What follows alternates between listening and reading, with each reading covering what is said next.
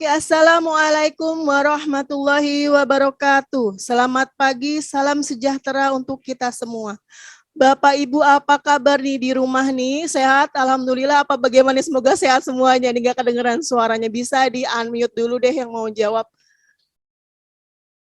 Udah ada ayah bundanya belum ya? Oh sudah.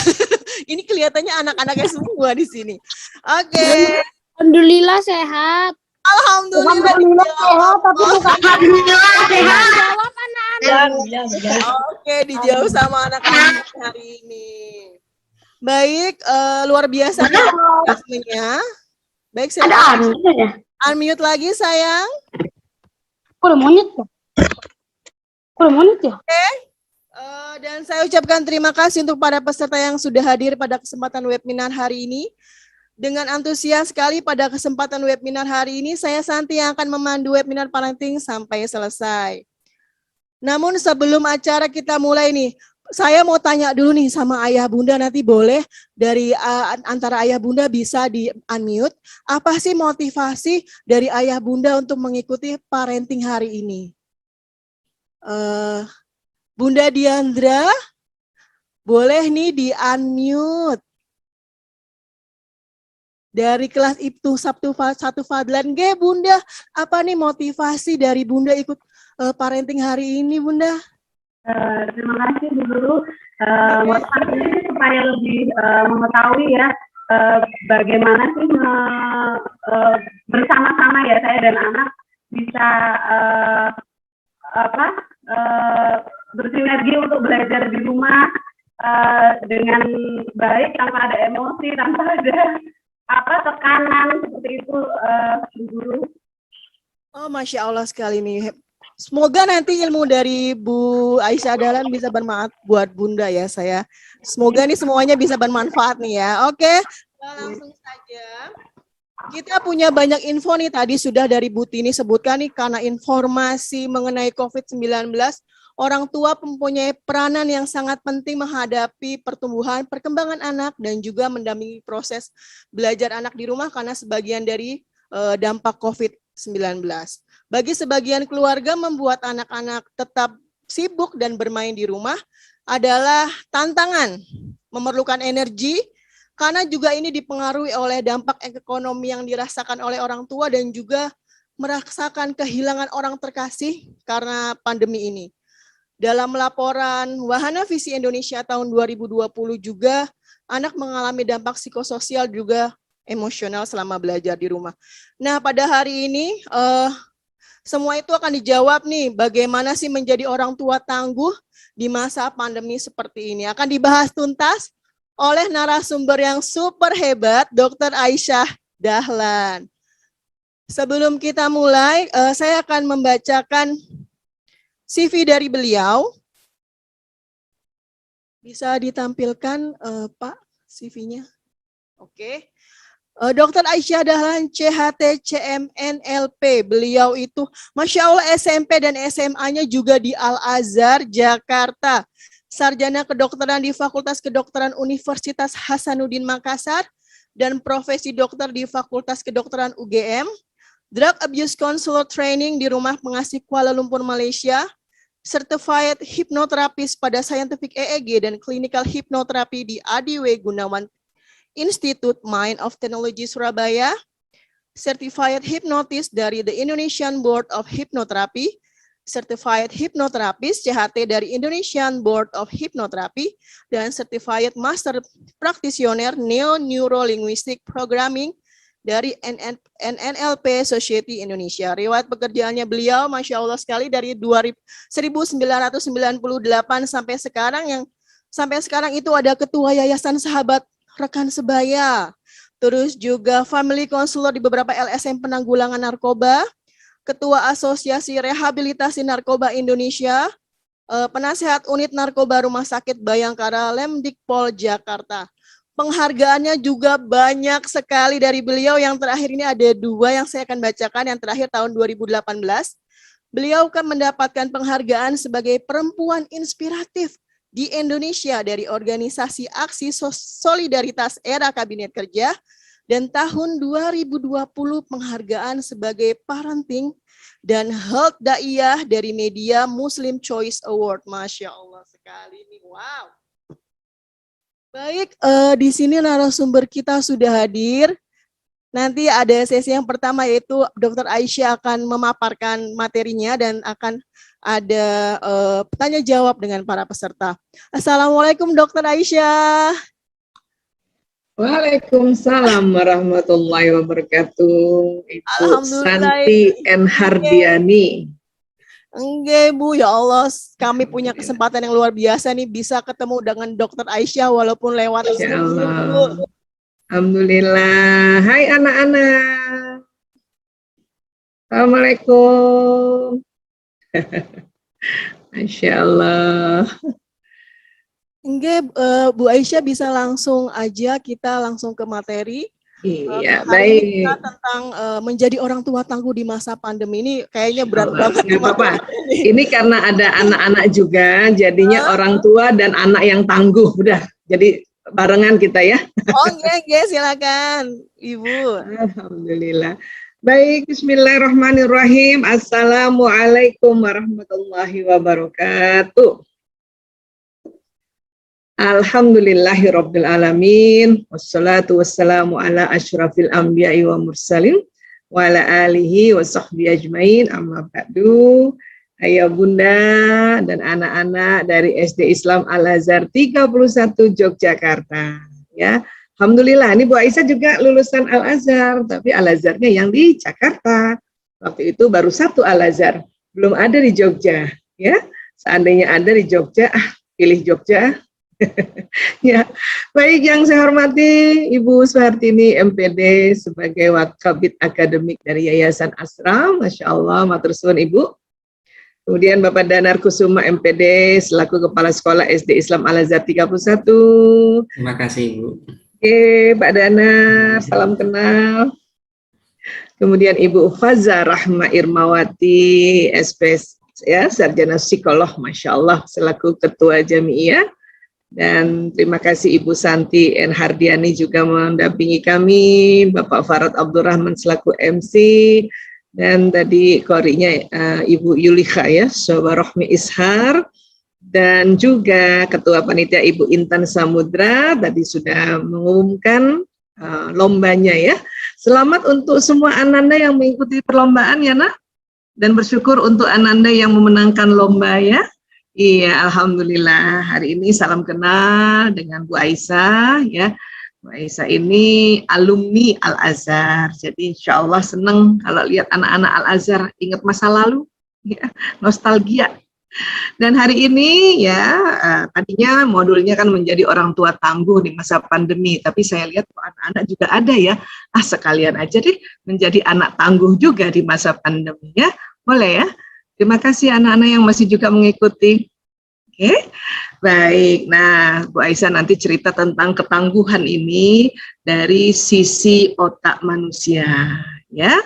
Baik, untuk itu sebelum Bu Aisyah menjelaskan, Bu Aisyah izin untuk share screen terlebih dahulu supaya melihat gambar-gambar lebih mudah, ya. Iya, terima kasih. Alhamdulillah. Ini saya anonet dulu sebentar. Ya, orang tua dan anak yang tangguh. Iya. Baik. Jadi ya, tadi alhamdulillah ibunda kita Ibu Suhartini sudah memberikan sambutan bahwa kita ini perlu tangguh dalam pandemi ya. Terutama tadi membangun komunikasi positif, berempati dan bersyukur, itu betul banget itu, Masya Allah. Karena banyak di keluarga yang lain, keluarganya sudah nggak lengkap, ada yang meninggal ayahnya, meninggal ibunya, meninggal anaknya karena ya pandemi ini. Ya. Jadi betul-betul kita harus menjadi anak dan orang tua yang tangguh, ya. Baik, tangguh itu apa sih? Tangguh itu kalau dari Kamus Besar Bahasa Indonesia ini adalah satu, sukar dikalahkan atau kuat atau andalan. Gitu, ya. Nah, tangguh juga artinya kuat sekali Tangguh juga artinya tabah dan tahan, ya. Tapi ya tangguh juga artinya kukuh. Tapi ada juga tangguh artinya ditunda. Seperti ditangguhkan. Nah, itu tadi yang artinya ditunda, ya. Tentu saat ini kita diminta tangguh yang artinya ya tabah dan tahan. Tabah dalam kondisi seperti sekarang karena kita bukan sendiri seperti ini. Bukan hanya di Jogja, bukan hanya di Indonesia, tapi hampir di seluruh dunia kondisi seperti ini. Makanya disebut pandemik, ya. Baik. Kemudian ya, jadi harus apa sih? Jadi kita harus saling mengenal diri sendiri, mengenal pasangan, mengenal anak-anak, ya. Kenapa? Karena kalau nggak kenal, itulah yang membuat orang tua, terutama ibu-ibu nih ya. Tadi ada salah satu ibunda kita bilang supaya nggak marah terus. Marah sih boleh aja Bu, cuman nggak boleh terus ya. Jadi kita saling mengenal ya. Insya Allah mungkin sudah saling mengenal. Hari ini kita belajar lagi bagaimana saling mengenal secara sistematis ya. Walaupun hari ini juga nggak bisa tuntas nih, karena memang waktu yang kita belajar, yang namanya belajar harus bertahap. Ya. Nah, pertama, ini ada otak. Allah ciptakan otak manusia, ya, kemudian dimasukkan ke dalam kepala. Ada otak besar, ada otak kecil. Nah, ini otak ya. Nah, kita lihat lagi ya otak kita ya. Nah, anak-anak pegang dulu kepalanya. Hehe, ada otaknya nggak? Ini dia nih otak nih kita ya. Ada otak besar ini, yang ini otak besar. Kemudian di bawahnya ada otak kecil. Kemudian Allah membagi dua otak menjadi belahan kanan dan belahan kiri. Ya, Masya Allah. Dan di dalam otak ini ada sel-sel otak. Ada komputer di dalam otak, jumlahnya banyak, ada 100 miliar komputer. Kemudian antara komputer dengan yang lainnya, dia saling sambung menyambung. Terutama bila melihat sesuatu informasi, mendengarkan sesuatu, mengucapkan sesuatu informasi. Jadi seperti ini. Jadi apa yang ditangkap informasinya waktu Bapak Ibu mengajarkan, ya, masuk di mata, terdengar di telinga, ya, kadang kita ucapkan kembali, maka tersambunglah, ya, sambungan-sambungan, ya, sistem saraf atau orang bilang sistem komputer di otak manusia, Insya Allah. Jadi anak-anak pada saat anak-anak belajar, ya, mendengarkan Bapak Ibu memberikan informasi atau mendengarkan ayah bunda memberikan nasihat atau mengajarkan, ini terjadi sambungan, ya, Insya Allah. Dan kalau diulang-ulang, maka sambungannya berulang-ulang sehingga makin kuat dan makin ingat. Jadi otaknya makin tangguh. Itulah kenapa kalau belajar ada pengulangan. Jadi waktu belajar, waktu diberi informasi oleh ayah, ya, Bapak Ibu guru, kemudian anak-anak bikin tugas, bikin PR. Kemudian ada lagi satu waktu ulangan, jadi anak-anak membaca malam harinya atau sebelumnya. Ini terjadi sambungan yang kuat di dalam kabel-kabel otak kita. Ya nak ya. Oke, kalau mau jadi anak tangguh tuh gitu, mengulang-ulang. Nah, kalau kita mengulang-ulang itu namanya pintar. Jadi kalau ditanya, Bu Aisyah, saya mau pintar, gimana caranya? Kita ulang-ulang saja pelajaran. Saya mau pintar matematika, bagaimana caranya? Diulang-ulang aja pelajaran matematikanya. Nanti insya Allah jadi pintar. Ya. Kemudian, otak terbagi-bagi, ini ya, ini yang bagian depan, yang Bu Aisyah kasih warna merah, ini namanya lobus frontalis. Ya. Ayah bunda, saya lebih menyapa anak-anak ya, karena anak-anak lebih banyak nampaknya. Ya, jadi saya menyapanya anak-anak. Jadi anak-anak berarti ayah bunda juga tersapa, bapak ibu guru juga tersapa ya. Ya, baik. Jadi di bagian depan ini yang namanya lobus frontalis, inilah di sini nanti ilmu bersemayam. Ya, ilmu, pengetahuan, nasihat, ya.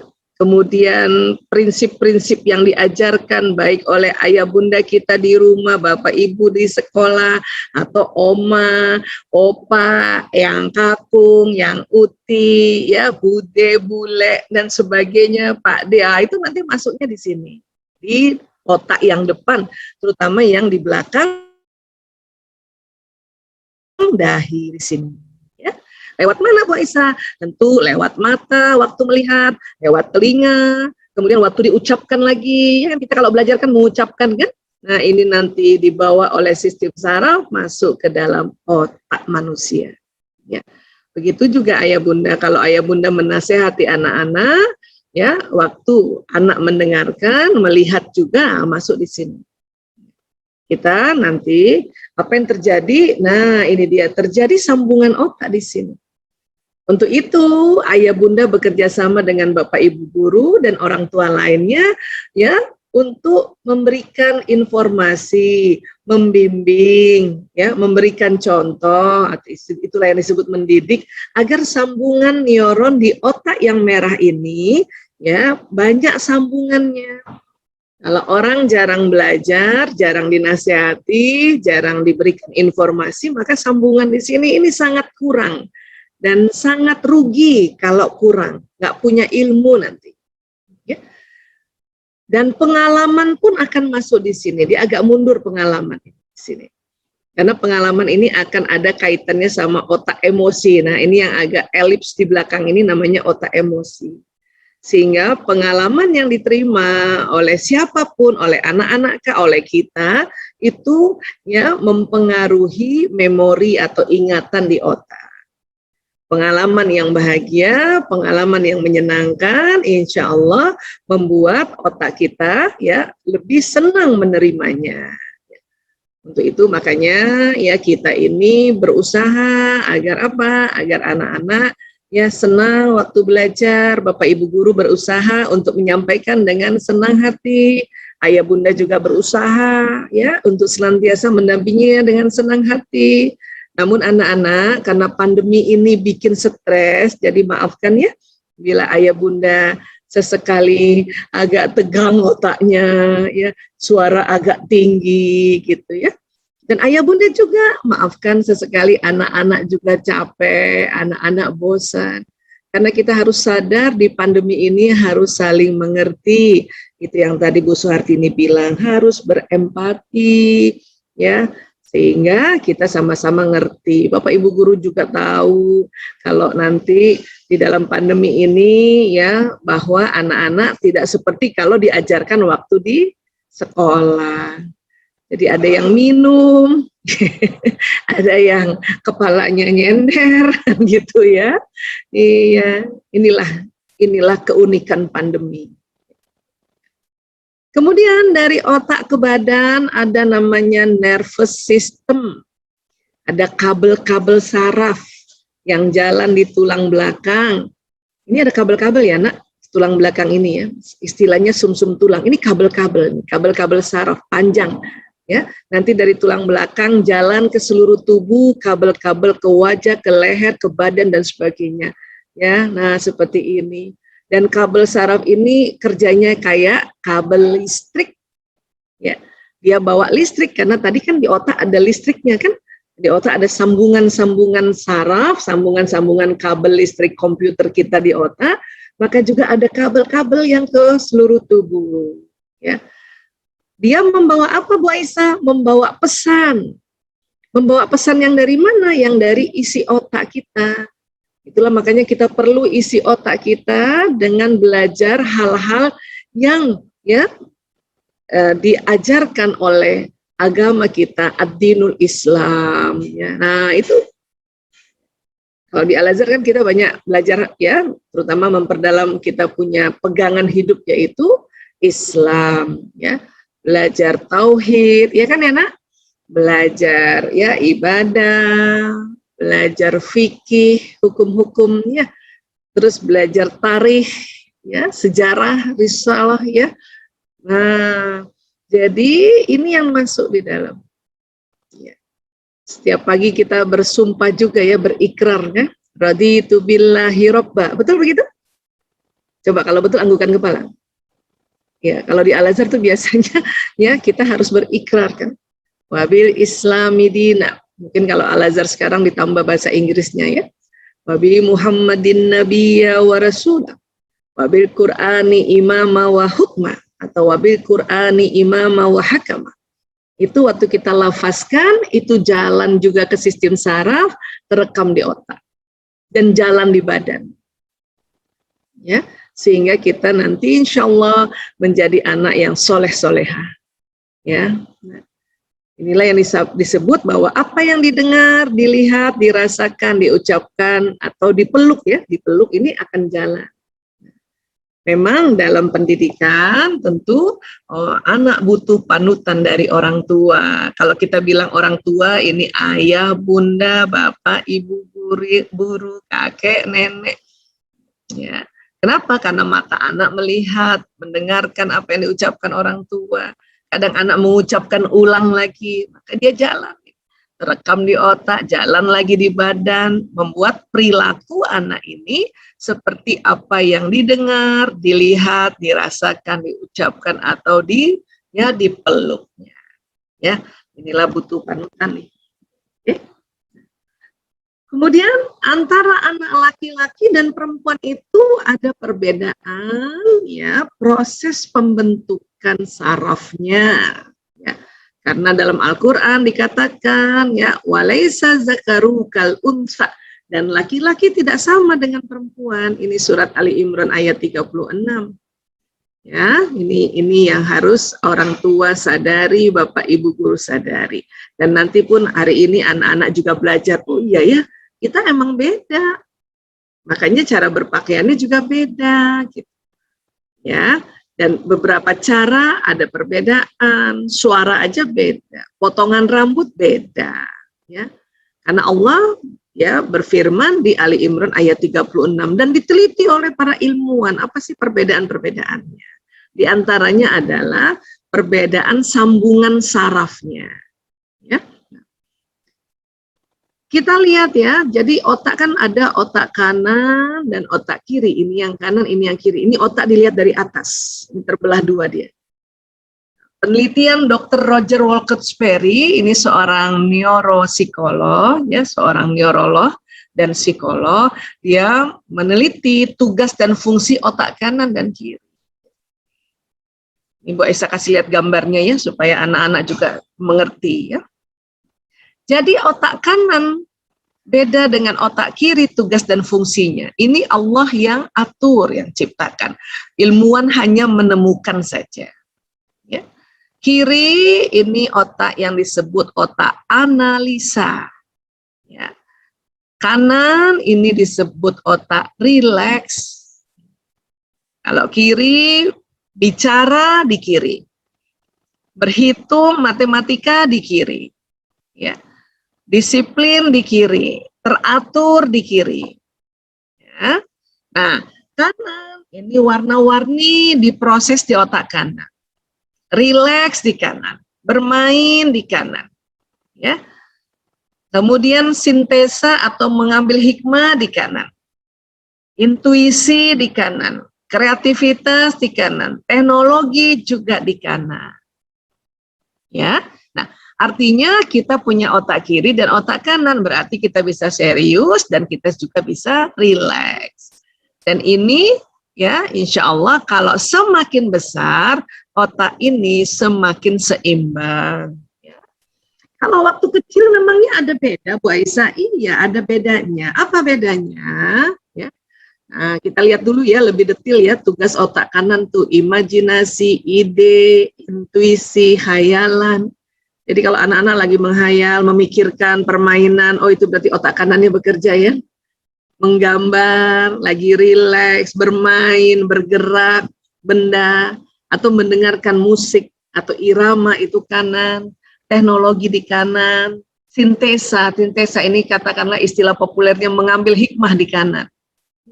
Kiri, otak kiri itu bahasa, angka, hitungan. Jadi kalau belajar berhitung matematika tuh otak kiri yang bekerja, logika, rasional, detil itu mendalam, urutan, teratur, disiplin, syair lagu, analisa, kok gini ya, kok gitu ya, kenapa begini, kenapa begitu, itu di kiri.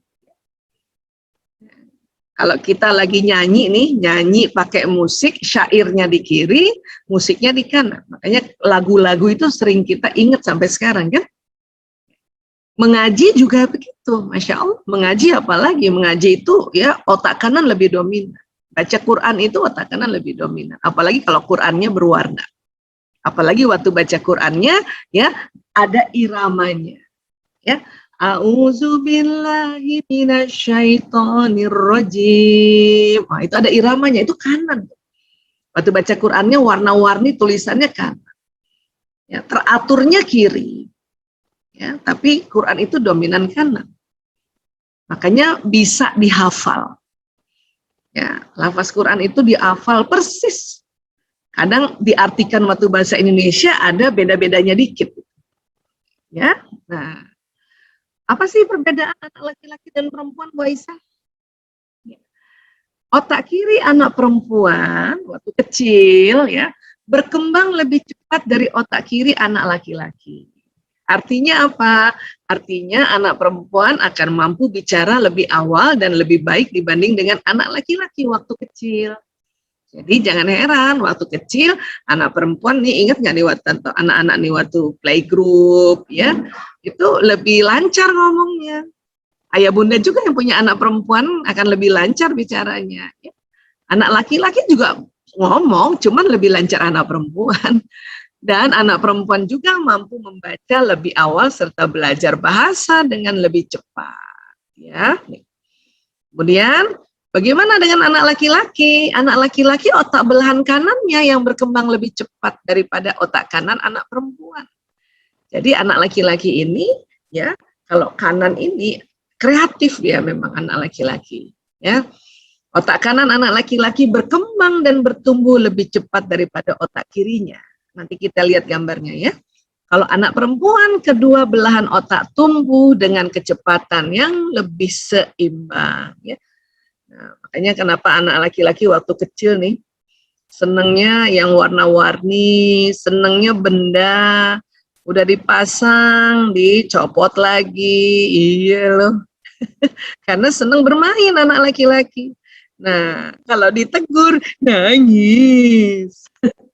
Ini anak laki-laki gitu ya. Kayak apa sih maksudnya Bu Aisyah? Maksudnya ini loh. Yang Bu Aisyah maksud adalah sambungan otaknya tadi, yang ada listrik-listriknya tadi, ya. Nah, dari 0 sampai 6 tahun, anak perempuan otak kiri kanannya tersambung seimbang. Jadi antara otak kiri dan kanannya sambungannya seimbang. Ini otak kanan nih, ya, right dan left yang kiri, ya. Laki-laki memang kanannya. Bahkan kanannya perempuan ya lebih dominan kanannya laki-laki, lebih cepat kanannya laki-laki. Kalau anak perempuan kiri kanan seimbang, makanya anak perempuan dari kecil juga ya sudah pandai menganalisa juga dan senang juga warna. Anak perempuan ingat nggak waktu kecil ya, kalau mau pakai baju maunya yang sama. Bunda, kudungnya yang pink aja, sebab baju aku pink. Nah, kita anak perempuan gitu. Karena antara otak teratur, ya, analisa, dan otak warnanya sama. Kalau anak laki-laki mau bajunya merah, celananya hijau, nggak apa-apa. Yang penting bajunya ada gambar, ya, gambar misalnya gambar permainan, atau gambar robot, atau gambar kereta, dan sebagainya gitu. Karena anak laki-laki kanannya dominan. Anak laki-laki juga, ya, biasanya kalau nonton film, baca buku yang ada gambarnya, ya, itu ya lebih cepat otak kanannya mengerti. Nah, kadang ya anak laki-laki waktu kecil ini diikutin filmnya. Habis nonton Batman, jadi Batman. Karena otak kanan, otak imajinasinya bekerja lebih banyak atau lebih dominan, ya. Terus karena otak bicara dan otak menghitung atau otak matematikanya belum lagi secepat anak perempuan, maka anak laki-laki ya terlihat ya kalau diajarkan membaca hanya duduk manis, itu anak laki-laki ya agak sulit mengikutinya. Tapi kalau anak perempuan karena kirinya sudah tersambung, duduk manis, pakai kertas, pakai buku, beobo, al-ala, bola, anak perempuan udah tahu. Anak laki lebih senang belajarnya sambil pakai otak kanan. Ya, lebih baik beli bola asli, nah bolanya itu baru ditulisan bola, ditempel di bola. Itu cara belajar anak laki-laki. Jadi anak laki-laki harus tahu juga ini supaya tidak putus asa. Atau berpikir, oh pantesan ya waktu aku kecil kalau duduk, suruh belajar duduk, aku susah sekali. Buat ayah bunda harus ngerti ini. Punya anak laki? Ya. Bu Aisyah punya anak laki 4. Ya. Namanya nama Jawa semuanya. Anak pertama namanya Lanang. Alhamdulillah Lanang, Mas Lanang sudah dokter. Anak kedua Priyo. Priyo juga sudah dokter. Anak ketiga Kakung. Kakung mahasiswa kedokteran. Anak keempat Jaler. Jaler juga mahasiswa kedokteran. 4 nih. Alhamdulillah Bu Aisyah punya anaknya 4. Laki-laki semua. Namanya Lanang, Priyo, Kakung, Jaler. Gitu loh Bu Santi. Itu artinya sama nggih. Yang bungsu perempuan namanya Dek Ragil. Kalau Ragil baru ya SMA kelas 11 ya. Ingat waktu kecil kalau Ragil diajarin baca usia seperti ini, cepet ngertinya. Lanang, Priyo, Kakung, Jaler dia ngerti kalau membaca kalau semua tulisan ditempel di benda karena otak kanan. Atau belajar membacanya pakai audiovisual, pakai video. Kalaupun pakai buku, bukunya harus ada gambar dan ada warna itu supaya anak laki-laki mudah mengenal huruf. Ya. Kemudian waktu SD sekitar 6 sampai 12 tahun, ya perempuan juga otak kiri kanannya seimbang. Laki-lakinya masih kanannya yang banyak. Kiri baru mulai. Makanya sekolah ya ada peraturan kan SD masuk umur 7 tahun supaya anak laki-laki juga sudah siap otak kirinya untuk belajar lebih detil lagi atau belajar lebih duduk manis lagi. Karena udah SD kan belum tentu bisa lari sana lari sini ya nak. Nah, tapi juga otaknya baru juga sudah mulai berkembang dibanding waktu TK, playgroup atau TK. Nah, ini SD. Kemudian waktu SMP SMA, perempuan tetap kiri kanannya yang berkembang bersamaan ya. Laki-laki kirinya sudah mulai terus. Makanya nanti SMP SMA belajar matematikanya lebih asik lagi buat anak laki-laki. Kalau ada anak laki-laki waktu SD belajar matematikanya masih harus diulang-ulang, itu tidak apa-apa nak, karena memang ya pelajaran nanti matematika itu kan di kiri. Tapi kalau belajar matematikanya pakai Lego, pakai robotik, pakai video, maka anak laki-laki senang. Karena otak kanan ini otak teknologi. Ya. Ini harus dimengerti juga oleh anak-anak, dimengerti juga oleh ayah bunda, dan insya Allah juga bapak ibu guru mengerti. Ini yang membuat pada saat kita mau pandemi atau tidak, mendampingi anak belajar, kita mengerti. Kalau kita mengerti, kita kenal, insya Allah kita tenang dan bijaksana. Ya. Kemudian di atas 18 tahun, berarti ini sudah kuliah kan ya? Iya. Anak perempuan juga kiri kanannya seimbang. Laki-laki kirinya sudah juga mulai seimbang. Tapi tetap kanannya laki-laki lebih dominan. Ya. Kenapa? Karena Allah persiapkan anak laki-laki menjadi seorang ayah nantinya untuk mencari nafkah dan menjadi seorang yang ya bermanfaat untuk banyak orang, terutama di bidang teknologi. Makanya otak kanan, laki-laki itu kreatif, otak kanan, ya seneng benda, jago kalau disuruh ya betulin benda-benda, ya betulin rumah, ini laki-laki. Perempuan Allah ya siapkan dengan seimbang otak kiri kanannya. Kenapa? Karena juga perempuan selain memang menjadi seorang mujahidah, perempuan juga disiapkan untuk menjadi istri nantinya nak, dan juga menjadi ibu. Makanya otaknya seimbang gitu. Ya, nah ini saya kasih tahu ini ya. Alhamdulillah nih anak-anak SD Islam Al-Azhar 31 tahu dari awal. Nggak semua anak tahu ini loh. Ya, karena nggak semua anak kita ya ceritakan tentang ini karena ini penelitiannya juga baru masuk di Indonesia jurnalnya tahun 2006. Ya, Bu Aisyah setelah belajar ilmu ini ya menghadapi 5 anak, alhamdulillah. Karena kenal jadi tenang, ya karena tenang jadi bijaksana. Alhamdulillah ya sudah 4 yang masuk di kedokteran, alhamdulillah. Ya. Nah, kemudian ya dalam surat Al-Isra ayat 84, Bismillahirrahmanirrahim, Qul kullu ya'malu ala syakilatihi, farabbukum a'lamu biman huwa ahda sabila. Katakanlah wahai Muhammad, setiap orang berbuat sesuai dengan pembawaannya masing-masing, maka Tuhanmu lebih mengetahui siapa yang lebih benar jalannya. Ya. Jadi manusia ini dari kecilnya ada pembawaan masing-masing. Inilah yang ya ahli-ahli mengatakan manusia ada watak yang dibawa dari sejak dia dalam rahim ibu. Ini juga anak-anak harus tahu. Ayah bunda harus tahu, bapak ibu guru juga harus tahu. Walaupun ilmu watak ini ranahnya teman-teman psikolog ya. Namun secara umum kita harus tahu supaya ngerti, kenal tadi ya, intinya kan kenal. Ya. Nah, kemudian ya ternyata watak itu di Quran juga di surat Asy-Syams ayat 8 dan 9, fa alhamaha fujuraha wa taqwaha. Ya, maka Allah mengilhamkan kepada jiwa itu jalan kefasikan dan ketakwaan.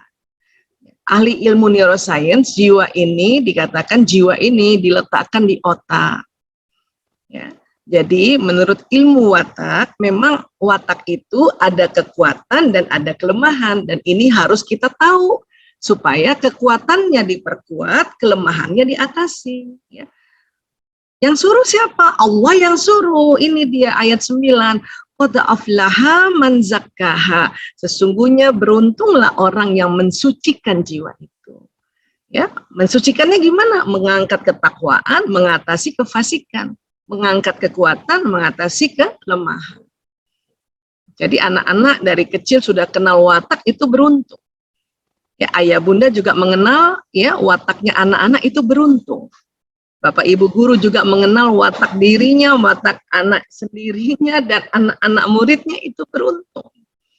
Karena dikatakan sungguh beruntunglah orang yang mensucikan jiwa itu. Makanya ilmu watak ini ya sangat-sangat penting. Memangnya watak kalau di otak di mana Bu Aisyah? Tadi kan kalau ilmu pengetahuan di sini nih yang merah ya. Tadi kan tersambung nih kabel-kabel di sini. Watak di sebelah mana? Watak itu ada di otak yang tengah ini. Kita sebutnya lobus parietalis. Bu Aisyah kasih warna kuning. Ya, ini otak kita lihat di kiri ya, kanan juga ada, kiri kanan. Ini otak besar, ini otak kecil. Yang otak besar terbagi-bagi. Otak kiri dibagi 4, otak kanan dibagi 4. Kalau otak kecil ini tentang keseimbangan. Nah, jadi watak di mana? Ada di sini. Selain watak ada bakat. Ya, makanya anak-anak juga harus tahu bakatnya. Sekarang kan gampang ya mengetahui bakat atau orang bilang multiple intelligence. Ada di sini.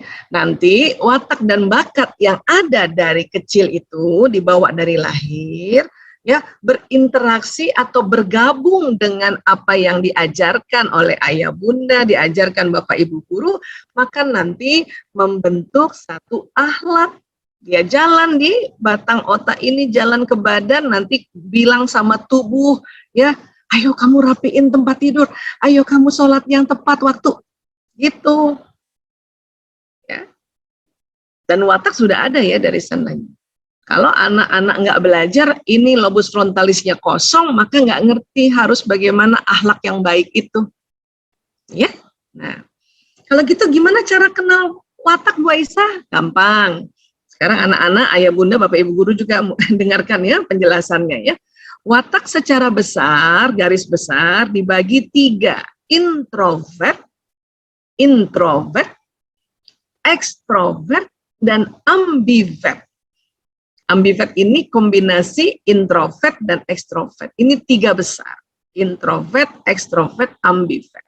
Apa sih cirinya introvert, ekstrovert, dan ambivert? Nanti anak-anak ya dengar, nanti anak-anak langsung, oh aku yang introvert ya, oh aku yang ekstrovert ya, oh aku yang ambivert ya. Nah, introvert apa? Introvert itu cirinya lebih memilih ada di tempat sepi, di kamar, di rumah, gitu. Kalaupun nanti masuk di sekolah, di kelas, lebih senang di mejanya aja, lebih seringnya, itu biasanya ciri watak introvert. Ya. Ekstrovert lebih semangat ketemu orang lain dan orang baru. Ini namanya ekstrovert. Ya, ingat ya, semua watak itu bagus ya. Memang ada kekuatan dan ada kelemahannya, makanya harus dikenali. Nah, watak ekstrovert ini yang selalu kepengen keluar rumah ini, padahal lagi pandemi. Ini yang cepet bosan tuh yang ekstrovert. Anak introvert malah belajar di rumah, it's okay gitu. Karena memang lebih memilih tempat yang sepi. Walaupun nanti sama-sama belajar untuk juga satu saat nanti setelah boleh ya sekolah, kembali ke sekolah, sama-sama belajar untuk bagaimana ketemu orang yang baru, atau ketemu orang, atau belajar bersama-sama teman yang lain, ya, buat yang introvert gitu. Kalau sekarang, watak ekstrovert yang belajar bagaimana belajar sendiri gitu. Ya, jadi semuanya ini kita dalam proses belajar. Kemudian lagi ada ambivert. Ambivert ini tergantung sikon. Kadang mau introvert, mau sendiri, kadang aku bosen, pengen keluar, udah keluar, pengen pulang, ini namanya ambivert. Ya, katakanlah kalau seminggu 7 hari, anak introvert itu maunya sih 7 harinya di rumah aja, di kamar aja, itu introvert. Maunya gitu sih, ya. Anak ekstrovert 7 hari kepengennya kalau bisa keluar aja 7 hari, itu ekstrovert. Kalau ambivert 3 hari di rumah, 4 hari mau keluar, atau 4 hari ya di rumah, 3 hari mau keluar, itu ambivert. Ya, maunya begitu, tapi ada namanya proses menahan diri, proses pengendalian diri. Ya, pandemi ini adalah salah satu proses pengendalian diri, terutama anak-anak yang ekstrovert atau ayah bunda yang ekstrovert. Ada kok bunda yang udah bosen, jadi bukan anaknya yang bosen, bundanya yang bosen, karena bundanya yang ekstrovert kan gitu. Ada juga bunda yang seneng disuruh PPKM di rumah, kenapa? Dia introvert, lebih seneng di rumah, kerjakan semua di rumah, beres pekerjaan. Ada yang separuh-separuh, tergantung sikon. Ya. Kemudian introvert berikutnya, ya ciri khasnya lebih produktif di tempat tertutup. Maka anak-anak yang wataknya introvert, malah belajar sendiri, ya dia lebih gampang, lebih mudah, dan lebih banyak hasilnya, itu introvert. Ekstrovert lebih produktif di tempat terbuka. Justru kalau di luar rumah, dia lebih nyaman, lebih banyak ya karyanya, itu ekstrovert. Kalau ambivert, ya bisa keduanya, bisa di rumah, bisa di luar juga bisa. Dan ingat, 3 watak ini bagus semuanya. Yang penting tahu, kenali diri. Kenal nggak sih sama watak? Ya, kenal nggak? Cuman ambivert ini suka mut-mutan, kadang lagi di rumah, pengen keluar di rumah gitu. Kalau ini ekstrovert jelas pengennya keluar terus, introvert jelas pengennya di rumah terus. Ambivert ini yang suka kadang-kadang dia harus mengatasi kegalauannya ini ambivert. Ya. Kemudian lagi, introvert, ekstrovert, ambivert. Ya, introvert terpulihkan energinya saat sendirian. Siapapun yang introvert wataknya, ya kalau lagi sakit kah, lagi sedih, ya atau perasaannya lagi ya kurang asik, ya sedang bad mood, ya dia malah sendirian, dengan sendirian, insya Allah terpulihkan energinya. Ya. Kalau ekstrovert terpulihkan energinya saat beramai-ramai. Jadi anak-anak ya lagi nggak enak badan, tapi pas lagi rame-rame sehat, itu ekstrovert namanya. Ya, ayah bunda juga begitu, pas di rumah aja sakit, ketemu temen aja kumpul-kumpul nggak sakit, itu ekstrovert. Ya. Ambivert tergantung situasi dan kondisi, namanya juga ambivert, separuh introvert, separuh ekstrovert ya. Nah. Kemudian apa lagi? Introvert lebih suka bekerja atau belajar sendiri, ini introvert. Makanya pas pandemi belajar daring, introvert ini sebetulnya menyenangi. Ya. Ekstrovert lebih suka belajar atau bekerja atau belajar dalam tim. Ekstrovert ini yang merindukan ini ya masuk sekolah untuk bisa rame-rame belajarnya. Walaupun sekarang pun belajar rame-rame walaupun virtual. Maka anak ekstrovert ini biasanya kalau lagi belajar, ya kalau punya gawe atau gadget satu lagi, pasti sambil ngobrol sama temen, ini anak ekstrovert. Ngobrol untuk tanya, ini gimana sih aku nggak ngerti. Soalnya kalau nanya satu-satu ya lewat Zoom, mungkin nunggu temennya dulu selesai atau bapak ibu gurunya selesai. Sementara anak ekstrovert, ya pada saat dijelaskan, ya itu mau nunggu untuk selesai, nggak tahan. Makanya tanyalah pada temennya, pakai HP yang satu. Itu ekstrovert namanya. Ya. Ambivert bisa sendiri, bisa juga beramai-ramai. Introvert biasanya akan banyak berpikir sebelum mulai bicara. Karena introvert ini banyak watak yang karakternya pemikir dan pengamat. Kalau ekstrovert biasanya akan mengatakan apapun yang dipikirkan, jadi langsung diomongin. Ya, misalnya ada yang nggak suka, langsung diomongin, nggak suka nih, nggak benar nih gitu. Kalau introvert dia pikir-pikir, kenapa aku nggak suka? Kalau sudah menemukan jawabannya, baru introvert ngomong, aku nggak suka nih. Gitu. Kalau ekstrovert langsung, ya, ini yang namanya ceplas-ceplos, nah ini ekstrovert. Ambivert bisa lebih banyak berpikir, bisa juga lebih banyak bicara, tergantung moodnya saat itu. Aku lagi males bicara, nanti besok aja. Pas besok, wah lagi seneng ngomong. Kemarin kok nggak diomongin, nggak, kemarin belum mood, gitu. Ya, jadi introvert cenderung lebih pendiam, ekstrovert cenderung lebih ceplas-ceplos, ambivert akan ceplas-ceplos pada situasi tertentu. Ya, ini watak. Nah, jadi kita udah mengenal apa tadi? Mengenal tentang otak pria wanita, mengenal watak, ya, mengenal tubuh kita ini ya menangkap lewat mata, telinga, penghidungan, pengucapan dan juga peraba. Nah, satu lagi yang harus dikenal apa? Gaya belajar. Maksudnya apa Bu Aisyah? Ini tadi kaitannya sama persarafan. Semua indera-indera ini, panca indera kita ini menangkap informasi dari luar. Ya.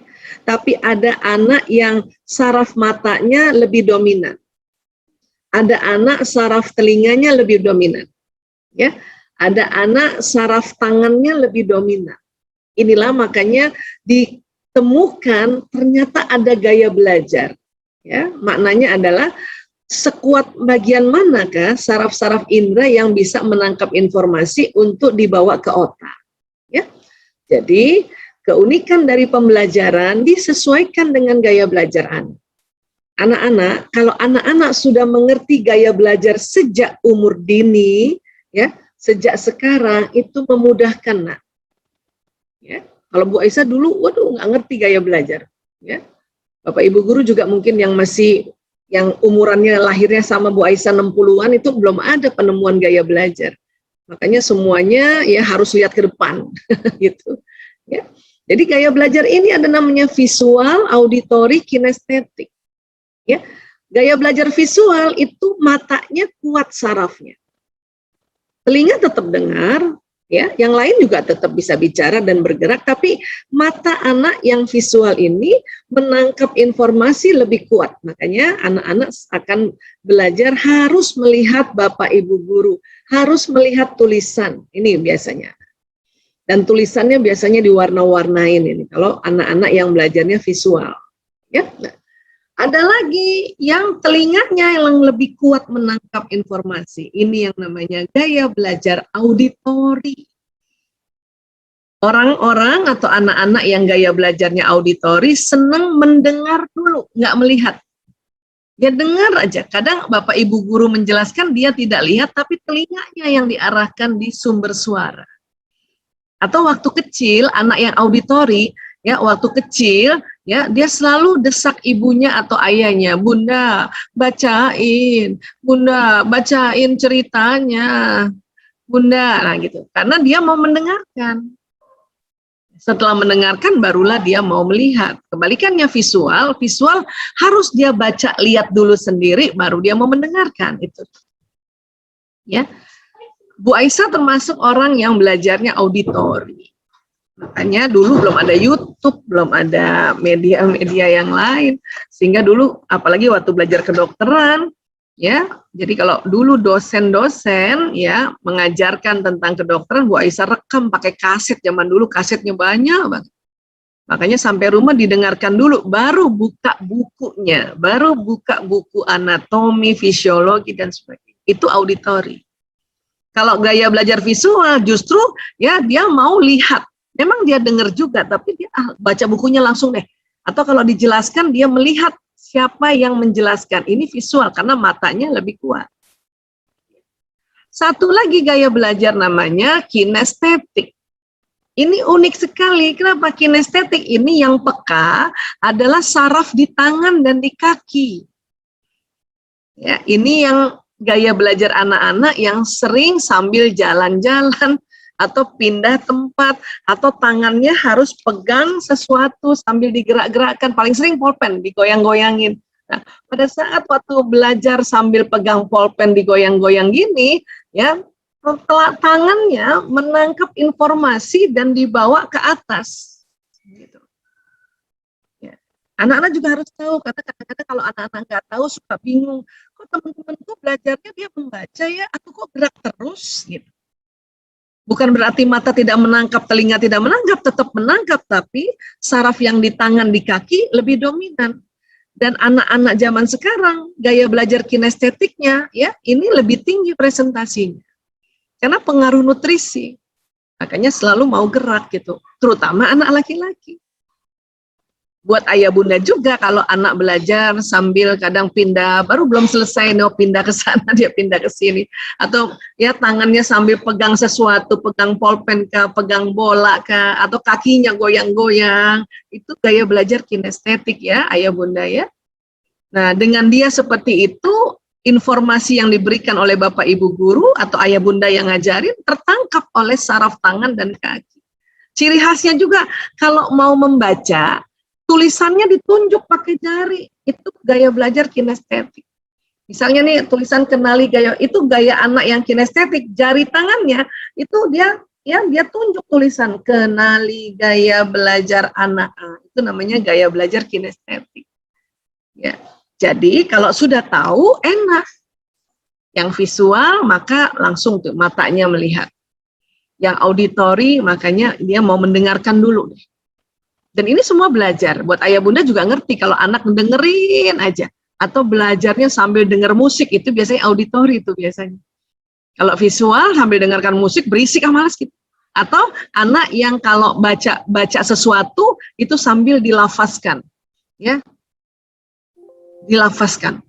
Keunikan dari pembelajaran disesuaikan dengan gaya belajar, dilafazkan. Jadi kedengaran bunyinya supaya telinganya mendengarkan.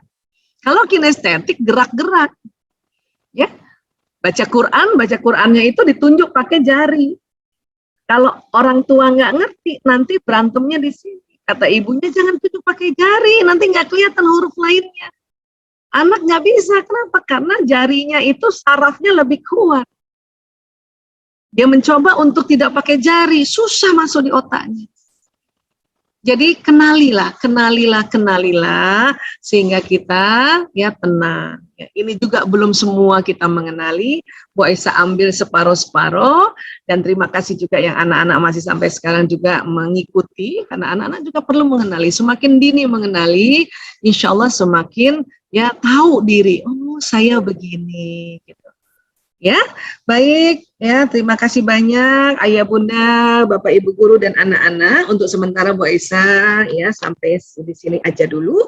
Barangkali ada yang mau ditanyakan silakan. Bu Aisyah kembalikan ke Ibu Santi N. Hardiani.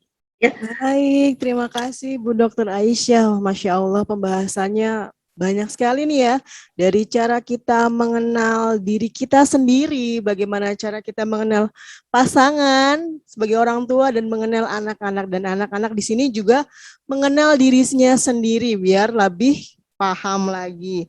Oke, sambil menunggu pertanyaan-pertanyaannya, saya mau mengambil start dulu ini Bu Aisyah mau bertanya. Monggo Bu Santi. Oke. Bu Dokter, bagaimana misalnya nih kita sebagai orang tua, terus tidak ada jalinan apa ya, keterkaitan misalnya tidak dekat dengan anak, terus cara apa sih yang paling mudah agar kita bisa lebih mengenal anak gitu, Bu Dokter? Bagaimana ya, Bu Dokter ya? Harus sadar. Harus sadar. Cara sadar gimana? Cara sadar itu duduk tenang. Lihat anak-anak, perhatikan anak-anak sedang apa. Terus ngomong dalam hati, ya Allah, terima kasih ya Allah, anakku masih ada. Gitu caranya. Supaya apa yang diomongkan jalan di sistem saraf, masuk ke kolbu, masuk ke seluruh tubuh, sehingga sadar. Karena banyak kita ini nggak sadar. Kalau sudah sadar, maka akan bersyukur. Gitu. Ya. Jadi, ambil waktu gitu. Anak lagi ngapain, kita duduk. Saya sering banget setiap hari duduk tenang, liatin anak. Dari lihat di punggungnya, waktu lihat punggungnya anak, ya selalu bilang terima kasih ya Allah, anakku masih ada. Apalagi lagi pandemi kayak gini. Ya, tadi saja saya masuk ke Zoom agak terlambat karena salah satu temannya anakku yang bungsu meninggal. Ya, pandemi loh. Jadi saya menemani anak saya untuk karena dia sedih, jadi saya peluk dulu, usap-usap. Nggak usah terlalu banyak ngomong, usap-usap. Sedih loh. Karena pandemi ini, virus ini nggak mengenal umur. Nggak mengenal ada komorbid apa tidak gitu. Maka yang masih lengkap keluarganya selalu bilang, ya Allah terima kasih ya Allah anakku masih ada. Masih belajar daring, alhamdulillah belajar daring. Kenapa? Kondisi sekarang itulah yang paling efektif. Karena mengingat kesehatan dan keselamatan. Jangan selalu paksa-paksa untuk ayo dong buka, ayo dong buka. Sekolah juga bingung kalau mau dibuka. Ya kan? Dan nggak mudah loh. Itu biaya operasional buka dalam kondisi pandemi itu mahal loh. Ya nggak Pak Danar? Mahal sekolah. Ya, makanya kalau diminta menurunkan uang sekolah, itu bukannya sekolah nggak mau. Saya bukan bela sekolah, saya ngerti. Karena kami memang, kami punya rumah sakit, itu ya biaya operasional meningkat sekarang dibanding dulu. Apalagi sekolah. Sekolah kan belum pernah dari dulu semprot disinfektan setiap hari sekolah kelas-kelasnya. Walaupun sekarang kan belum ada, tapi sekarang sudah mulai harus dirawat. Karena bukan hanya virus corona, ada bakteri, ada jamur yang lain. Ya, karena kelembapan, karena manusia nggak ada di situ, kan manusia ini hangat ya. Kalau kita selalu datang ke kelas, satu kelas katakanlah 20 anak, itu kehangatan 20 anak itu masuk menempel ke tembok-tembok. Sehingga ya tembok-tembok tidak lembab. Tapi kalau ditinggalkan kayak gini, kan dingin itu. Maka apalagi Indonesia lembab, itulah makanya harus dibersihkan ya. Dengan sering gitu. Untuk apa? Karena kan bisa jadi satu saat kita berharap cepat pandemi berlalu kan kembali ke sekolah kan. Nah, jadi sekali lagi ya duduk tenang, liatin anak-anak. Setiap lihat, jangankan anak-anak, lihat suami masih ada walaupun suaminya, bapaknya lagi nonton TV, bilang dalam hati, alhamdulillah ya Allah, suamiku masih ada. Karena banyak banget suami-suami yang juga pergi meninggal karena pandemi ini. Ya Allah.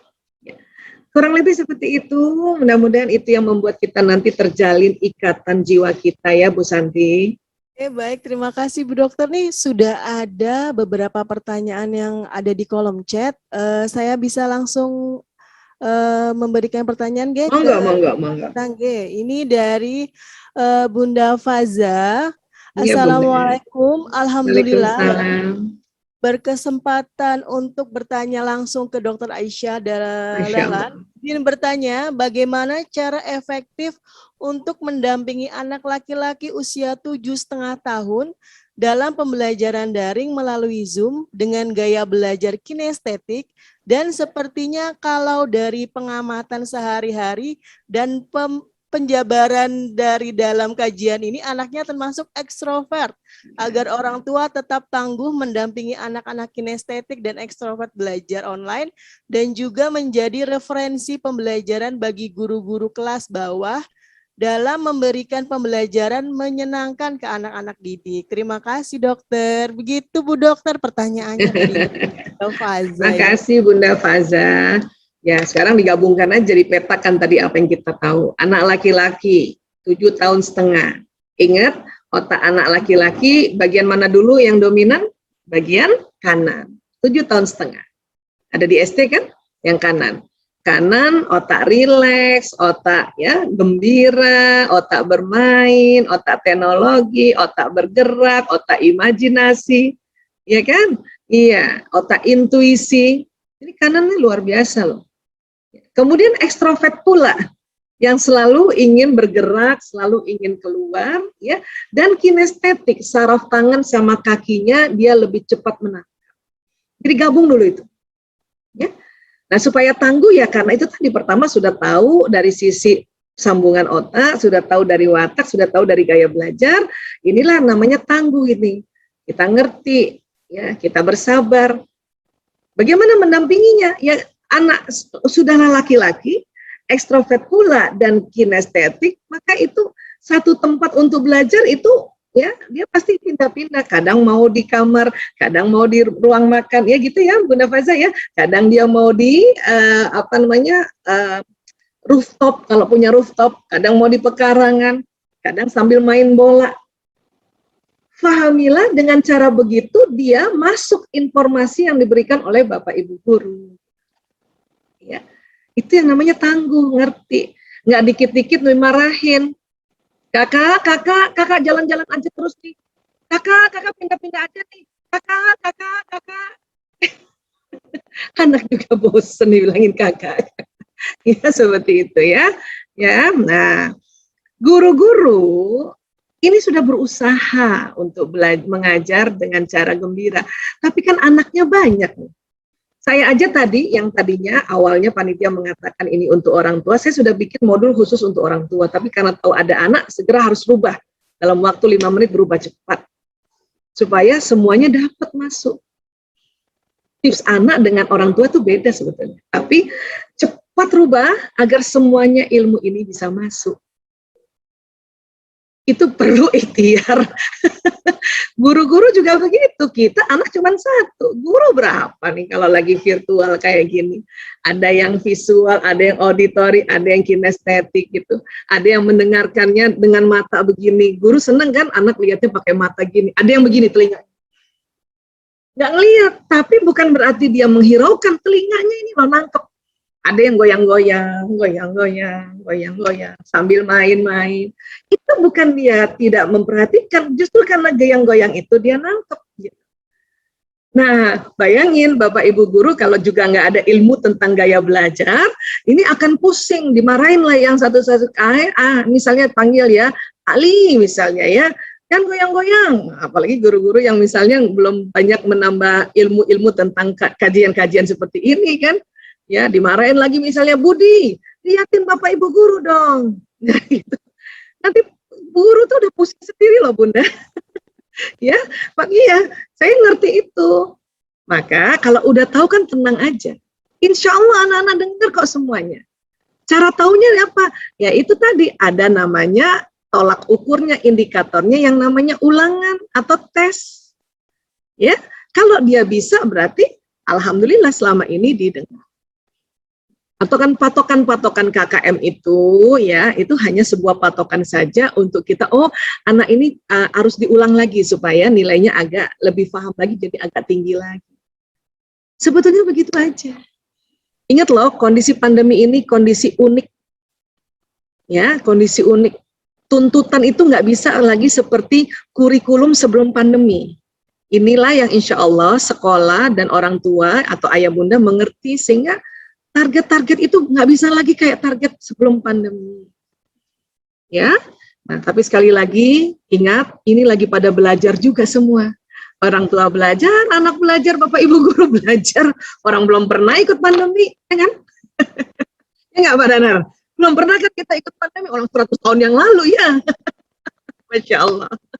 Baik, terima kasih Bunda. Terima kasih Bunda Faza mewakili bunda-bunda yang lain. Mungkin pasti pertanyaannya hampir mirip kayak gini ya. Iya, Masya Allah. Terima kasih. Terima kasih Bu Dokter. Nih juga nih ada pertanyaan nih dari Mom Kenzo. Assalamualaikum Bu Dokter. Mungkin kalau gaya si anak merupakan gabungan dari 2 gaya belajar yang Ibu jelaskan tadi, bagaimana nih Bu Dokter? Ya, gaya belajar tuh tiga-tiganya ada pada anak, cuman nanti ada yang dominan. Ya, mata tetap nangkep, telinga tetap nangkep, ya, gerakan tetap nangkep, tapi nanti saraf itu ada yang lebih dominan. Kalau dominannya di mata, maka dalam misalnya dia belajar hari itu 5 jam, ya, lebih banyak matanya yang melihat. Ya, sekali-sekali dia begini, tapi segera matanya melihat. Ya, karena semuanya menangkap, tapi ada yang dominan. Yang auditori dalam 5 jam belajar, ya, dia nggak kayak yang visual yang lebih sering begini, auditori lebih sering gini. Sering gini. Atau dia pasang musik nih. Karena mungkin ya kurang kedengeran suara bapak ibu gurunya gitu. Berarti auditorinya dominan, matanya tetap lihat, tapi ini nangkepnya lebih kuat untuk dibawa ke otak depan.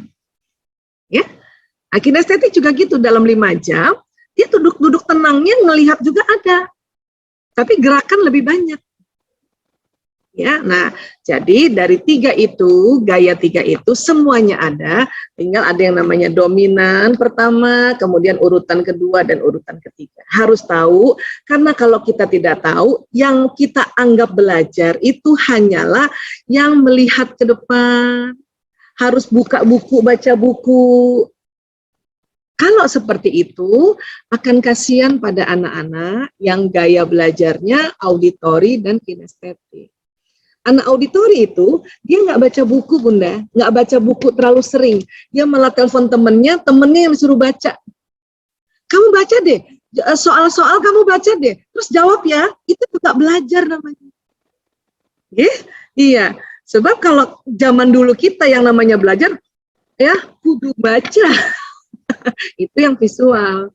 Ya, dulu kan belum ditemukan gaya gini. Makanya zaman dulu nih, ingat nggak siapa, mungkin Pak Danar mungkin atau siapa di antara kita orang tua lagi belajar, karena kita auditori, kita dengarkan guru, mata kita ke teman, itu bisa dilempar kapur tulis.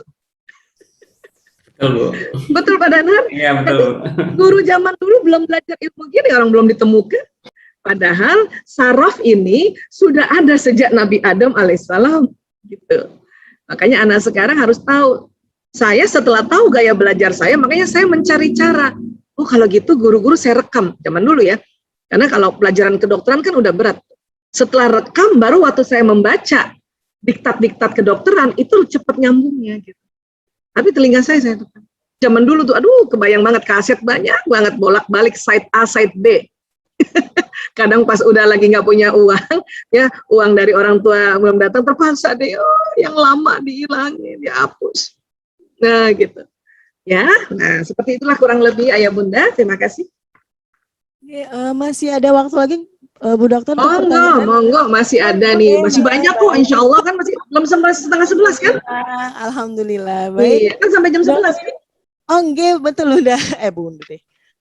Dari Bunda Tika, setelah mendengarkan Bu Dokter Aisyah tadi, anak saya termasuk gaya belajarnya kinestetik. Ya. Yang saya mau tanyakan, kapan anak terlihat dan ciri-ciri apa anak dikatakan disleksia?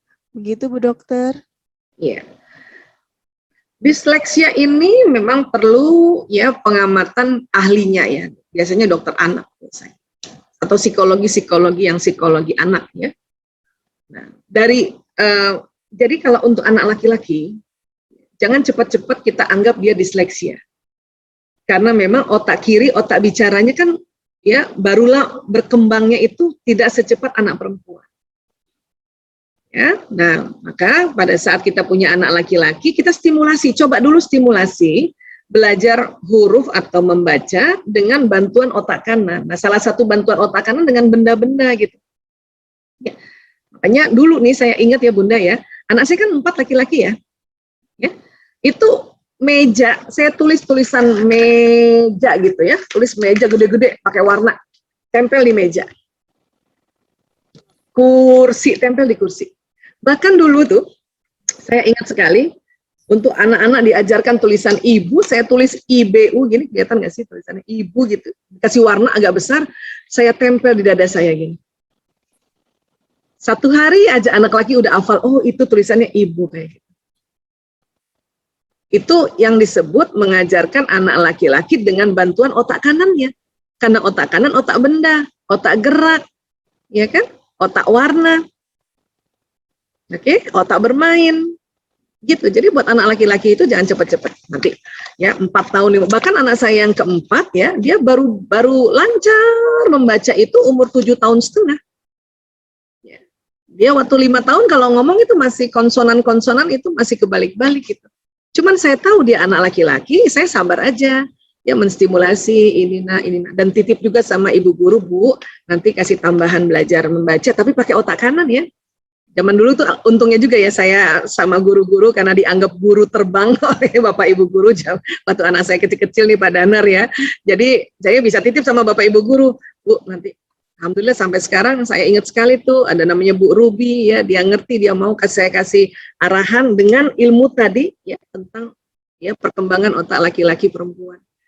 Pakai benda, jadi dia belajar ABCD-nya sambil loncat-loncatan karena dia kinestetik, laki-laki ya ambivert, dia ambivert anak saya yang keempat. Kemudian kinestetik, gaya belajar kinestetik itu sekarang banyak banget Bun, 60-70%.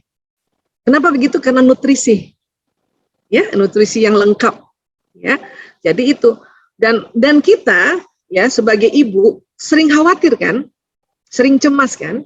Maka setiap khawatir cemas, tenang dulu, duduk lagi, tarik nafas, buang kecemasannya, istighfar, astagfirullahaladzim, terus doa lagi, ya Allah, Engkau yang maha memberikan ilmu, ya Allah, tambahkan ilmu, tinggikan kecerdasan anakku, ya Allah. Saya tahu dia anak laki-laki, ya Allah, otak kirinya sedang berkembang, ya Allah. Mohon terus petunjukmu, Allah, ya Allah, ya Rashid, ya Alimul Ghaib wa Syahadah, ya Fattah, itulah tugas orang tua. Ya. Khawatir lagi, istighfar lagi, ya.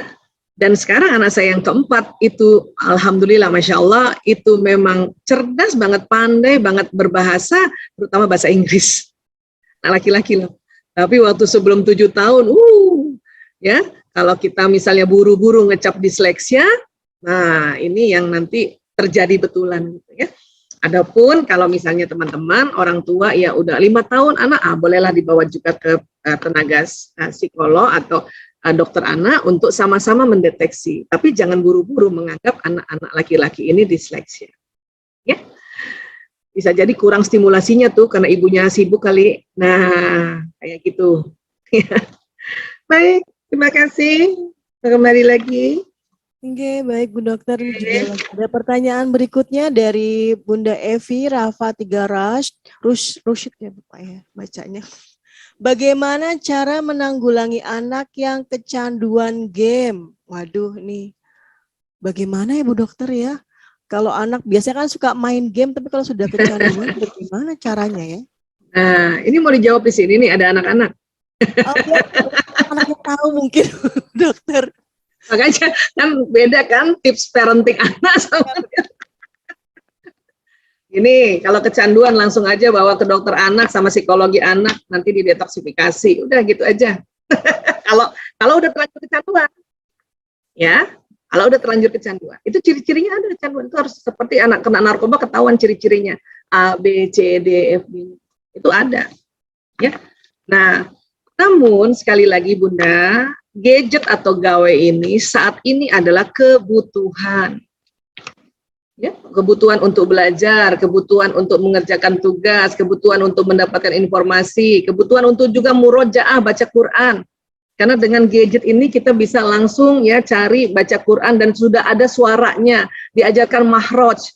Karena kalau nanya sama bundanya, bundanya sibuk atau bundanya belum belajar mahroj, jadi bundanya nggak tahu, makanya pakai gawai. Ya nggak Bu Santi? Ini kebutuhan ini. Ini harus sadar ya, ini teknologi namanya, era digital. Ya, kalau saya selalu bilang, ya Allah, gadget itu, teknologi ini kebutuhan. Dan saya yakin Engkau sudah mempersiapkan otak anak-anak untuk kebutuhan ini. Nah, kalau mau mengimbangi anak-anak supaya ya tidak lebih banyak main game di gadget, tentu kita siapkan permainan yang non-gadget. Bunda harus siapkan karambol di rumah, ada nggak? Ring basket ada nggak? Lego yang banyak ada nggak? Buku yang banyak ada nggak? Ya, kemudian kursi sepatu roda boleh nggak main di rumah? Karena sekarang lagi di rumah loh, lagi pandemi gitu. Ya, Saya bayangkan punya anak 5 nih Bu Santi, sejak zaman dulu sampai sekarang nggak punya kursi tamu. Kenapa? Karena di Jakarta rumah kecil, pekarangan kecil. Mau main bola di mana anak-anak sekarang? Mau main layangan di mana? Mungkin di Jogja masih ada, alhamdulillah. Ya, kita di Jakarta ya Allah, tipe rumah. Ya, rumahnya RSSSSSSS. Rumah sangat sederhana sehingga selonjor aja susah. Itu di kota besar. Ya kan? Nah, maka kalau anak-anak Bunda mau dia tidak terlalu sering main gadget, maka kita siapkan permainan itu.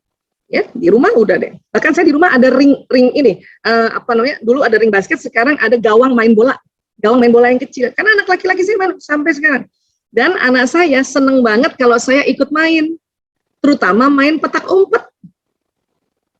Sampai sebesar jadi dokter pun mereka main petak umpet, saking bosennya lagi pandemi. Ayo Bu, kita petak umpet ya. Udah, saya juga ikut-ikutan.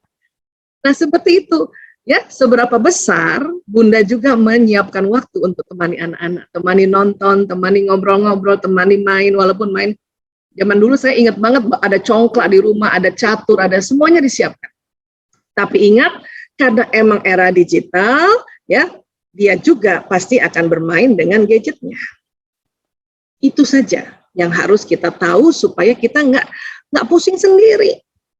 Sehingga kadang-kadang sebetulnya anak belum kecanduan, kita yang sudah mikir nanti kecanduan, itu jadi doa. Nauzubillah min dzalik. Ya, kalau sudah kecanduan nggak bisa ditangani sendiri, ayah Bunda, bawa ke profesional.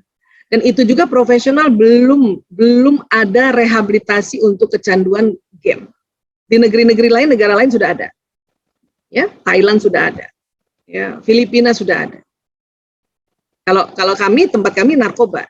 Saya ada 1-2 lah menangani anak-anak kecanduan game. Mau tahu nggak caranya diapain? Ayo Bunda mau tahu? Mau. Mau tahu ya? Anak itu malah diajarin bagaimana membuat program game. Wow. Jadi lu jangan main aja, kata para konselornya. Ayo buat main, bikin flowchart, bikin supaya menghargai. Nah, setelah anak ngerti, malah ayo sekarang kita bikin permainan yang lebih banyak edukasinya supaya manfaat. Gitu kita. Kenapa? Anak yang senang bermain berarti dia punya talenta di teknologi itu. Gitu. Ya kan? Dan apalagi yang senang. Apalagi akhirnya dia belajar matematika dengan cara untuk bikin game. Matematikanya belajar. Ya. Bagaimana analisa flowchart dari sini ke sini. Kalau ke sini ke sini, sini ke sini. Oh itu. Ya, karena saya dan suami Bu Santi tahu anak-anak banyak sekali kondisi digital seperti ini sebetulnya tidak kecanduan, tapi orang tuanya udah ketakutan duluan, akhirnya jadi tegang, akhirnya jadi konflik, akhirnya jadi doa, akhirnya kami membuatkan cara seperti itu. Ya. Kurang lebih seperti itu. Oke, baik, Terima kasih Bu Aisyah. Masih ada satu lagi, masih bisa Bu Aisyah? Boleh, masih bisa. 3 lagi aja masih bisa nih. Oh,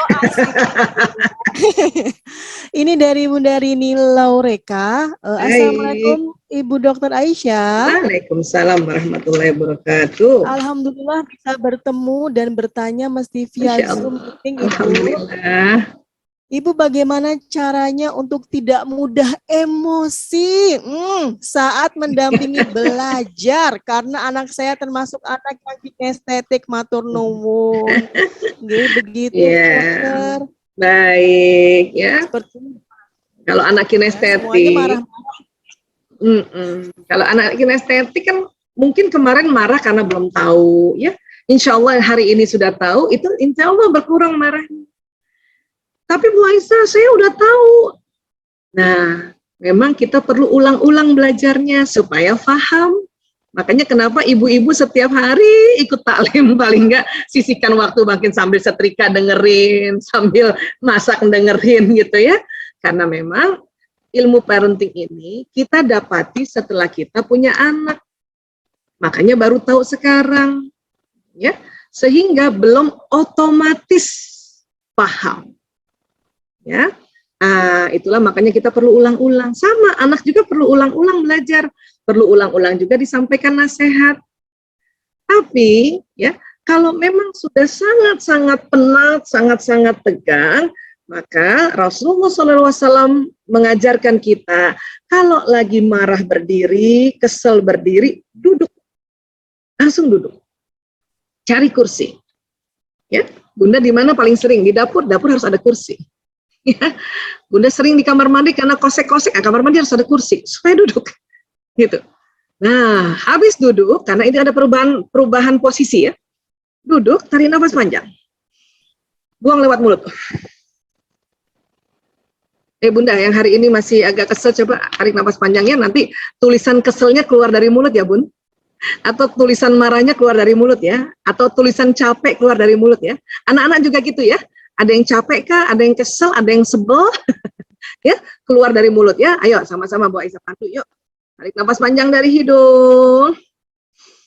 Buang lewat mulut.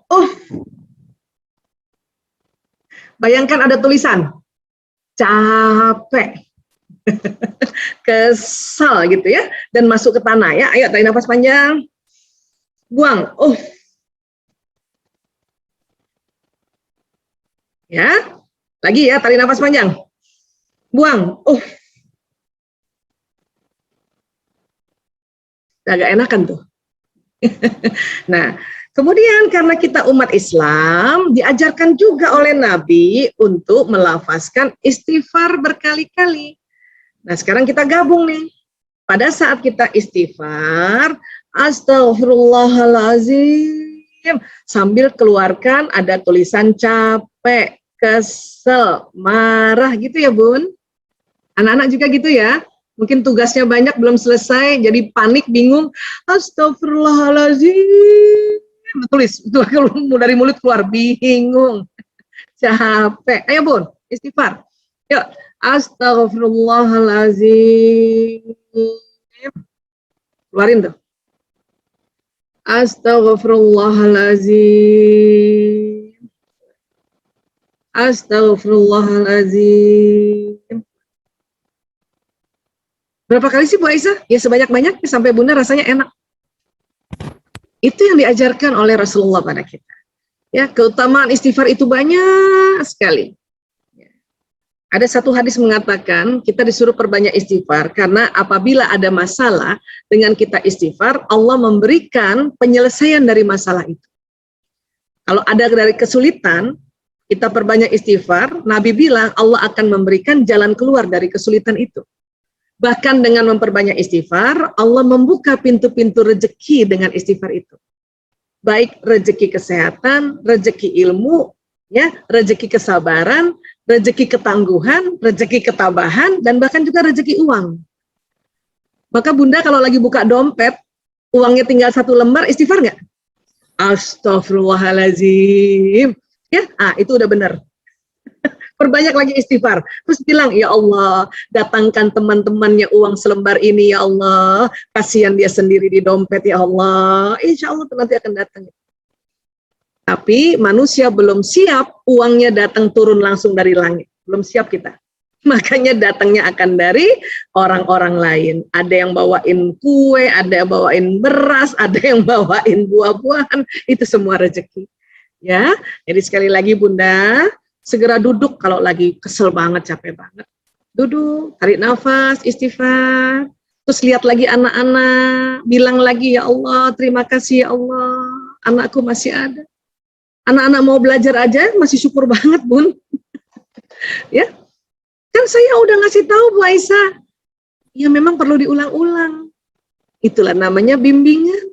Ulang-ulang, jangankan anak-anak, ilmu tentang istighfar aja kita harus ulang-ulang. Setiap para narasumber, para ustadz mengingatkan kita suruh istighfar, ulang-ulang.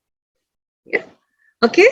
Ya, kurang lebih seperti itu. Insya Allah semakin tambah sadar, sabar, dan tawakal. SST. Ya. Amin, amin rabbal alamin. Baik, terima kasih Bu Aisyah. Ini dari tadi ada yang sudah tunjuk tangan terus. Kami beri kesempatan deh ya. Ya baik, alhamdulillah. Bunda Arum Hatijah, silakan di videonya dihidupkan. Bunda Arum Hatijah. Tidak ada. Oke, saya beri sebentar. Oh, ada. Mungkin Oke, ya. monggo Bu Arum, silahkan. Assalamualaikum. Assalamualaikum warahmatullahi wabarakatuh, Dr. Aisyah. Waalaikumsalam warahmatullahi. Bunda Arum Khatijah. Alhamdulillah. Kemarin ikut Zoom bertanya belum ada jawaban, kebetulan ketemu lagi. Alhamdulillah. Gini, dokter, saya mau menanyakan perihal anak-anak. Kebetulan saya ada anak 5. Yang nomor 3 itu laki-laki berusia 12 tahun. Nah, selama ini anak saya itu kan pendiam. Anaknya pendiam. Diam biasanya introvert ya. Jarang curhat gitu sama saya gitu. Dan dia selalu nurut apa yang dibilang tuh nurut gitu. Kebetulan saya pondokkan di pondok pesantren. Nah, karena pembelajaran pondok itu masih daring, jadi di HP itu kan saya masih mantau kan ada grup anak saya gitu. Kebetulan saya lihat di grup itu tuh ada postingan porno. Jadi saya tuh sampai kaget gitu ya.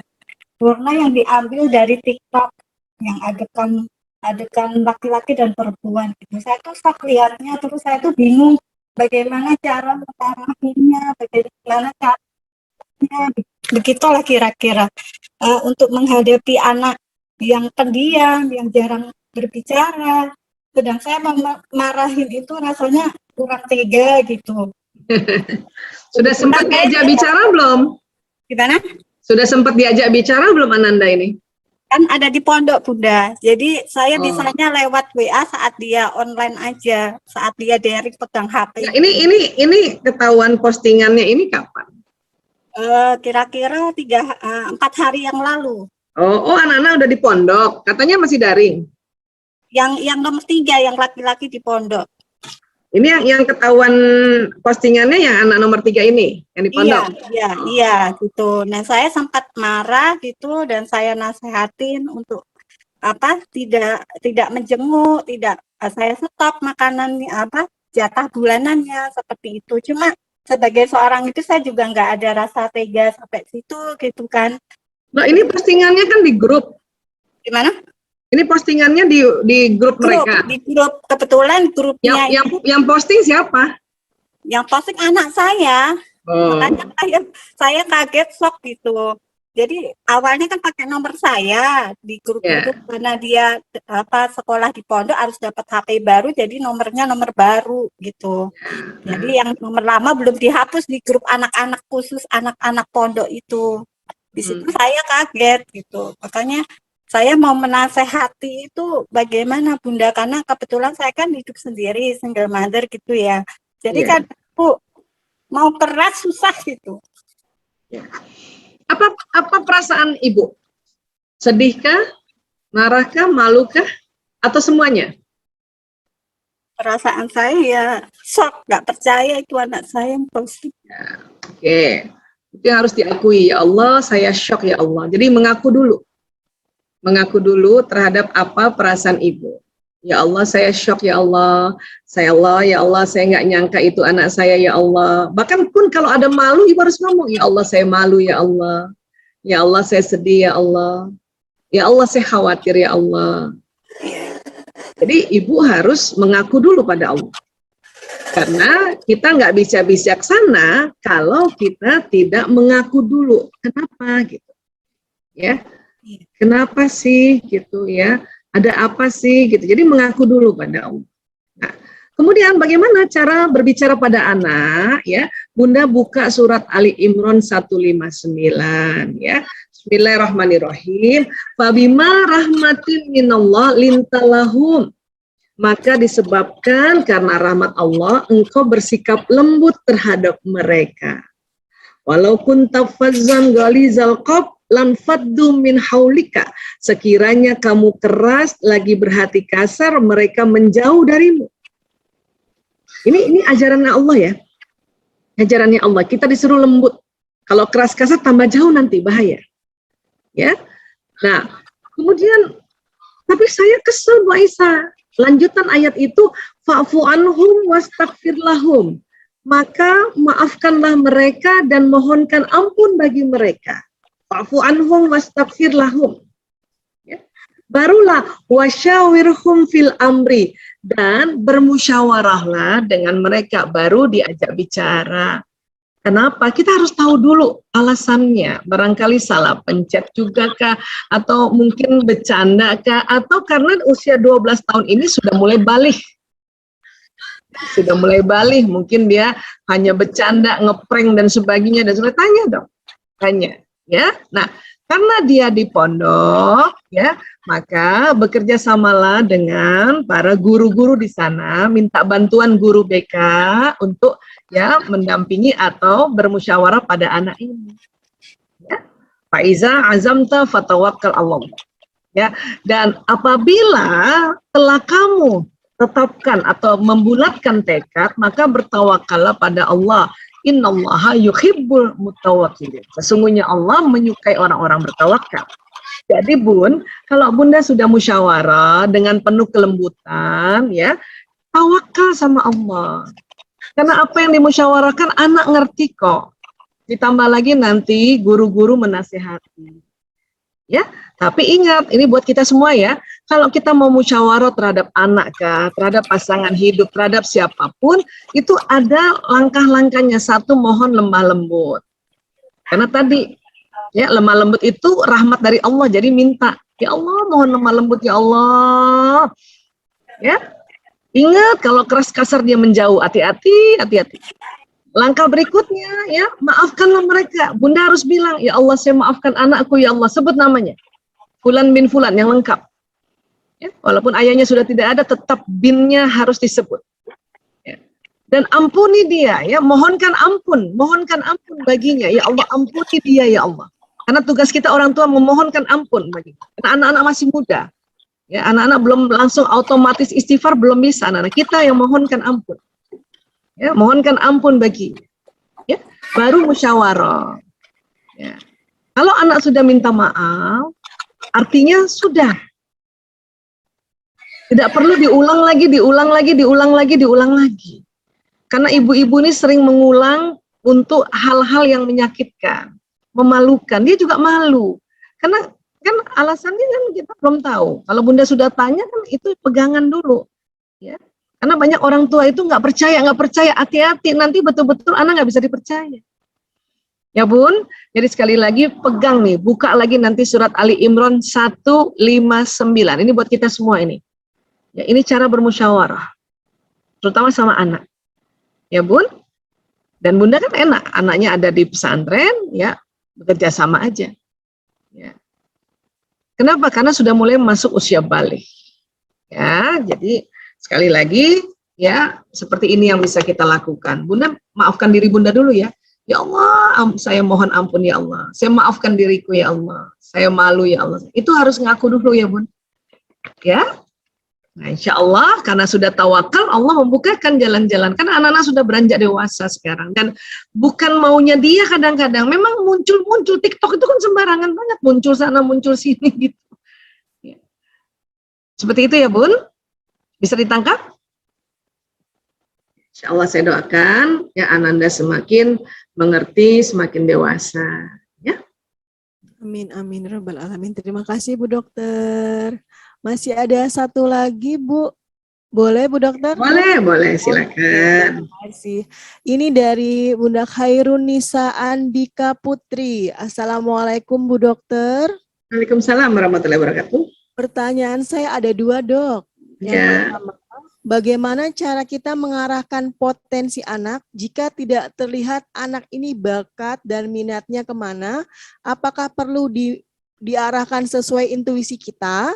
Yang kedua, saya melihat anak saya potensi di bidang tertentu, tapi begitu saya fokuskan ke bidang tersebut, Ananda tidak mau. Menurut dokter, selanjutnya saya perlu lebih memotivasi atau mengikuti saja kemauan mereka. Begitu Bu Dokter. Terima kasih. Baik, terima kasih. Potensi ini nanti kita akan belajar yang diistilahnya multiple intelligence. Bahasa populernya bakat. Ya, Ayah bunda, kita harus tahu bahwa multiple intelligence atau kecerdasan ganda itu, atau bakat itu, bukan cuma satu. Bakat setiap manusia Allah kasih 8. Bahkan 9, ada yang 9. Ya, di otaknya, di bagian lobus parietalis yang bersamaan dengan watak itu. Nah, tapi 8-8-nya itu tidak semua dominan. Dari 8 nanti ada 4 atau 5 yang dominan. Ini yang perlu juga kita tahu. Caranya bagaimana sekarang? Alhamdulillah, tes bakat banyak. Ya, bisa di googling kok, tes bakat anak. Ya, mungkin usia berapa gitu. Nanti ada banyak sekali teknik-teknik yang gampang sekali. Ya, atau ada juga yang pakai fingerprint, atau ada juga di bantuan teman-teman psikolog. Ya. Ini di Al-Azhar banyak psikolognya nih, tadi saya lihat nih, banyak sarjana psikologinya nih, banyak psikolognya nih, Masya Allah ya. Ya, nah jadi kita bisa cari tahu dulu, makanya namanya tes bakat. Kalau minat itu biasanya muncul karena lingkungan. Bakat yang bawaan lahir, minat karena lingkungan. Misalnya ada anak, bakatnya adalah kecerdasan musikalis yang dominan. Ya, berarti dia senang musik. Nah, kemudian karena dia sering lihat ayahnya atau omnya, pamannya main biola lebih sering daripada gitar, maka muncul minatnya main biola, gitu. Tapi bahwa bakat yang dibawa adalah kecerdasan musikalis. Nah, kecerdasan musikalis juga ada orang main musik nggak bisa baca not balok, ya. Nah, maka orang yang bisa main musik dan bisa juga baca not balok, jadi dari 8 itu 4 yang utama itu tadi ya urutannya ini adalah kecerdasan musikalis, kecerdasan logis matematis. Orang yang bisa baca not balok itu kalau kecerdasan logis matematisnya tinggi. Dia juga suka matematika gitu. Ada orang kecerdasan musikalisnya tinggi, kecerdasan logis matematisnya itu nomor 7. Tapi kecerdasan keduanya, kecerdasan bahasa. Ini yang disebut anak ini nanti main musik sambil nyanyi. Nah, gitu kira-kira. Ya. Kalau yang senang melukis, senang menyusun-nyusun benda, itu apa Bu Aisyah? Itu namanya kecerdasan visual spasial. Menjahit juga di situ, ya. Menggambar di situ, melukis di situ. Tetapi ada anak kecerdasan visualnya nomor 1, ada anak kecerdasan visualnya nomor 3. Kalau dia nomor 1 kecerdasan visualnya, dominannya nomor 1, maka dia nggak disuruh pun, ya dia pandai banget melukis. Tinggal dia lihat gambarnya, lihat tutorial sebentar.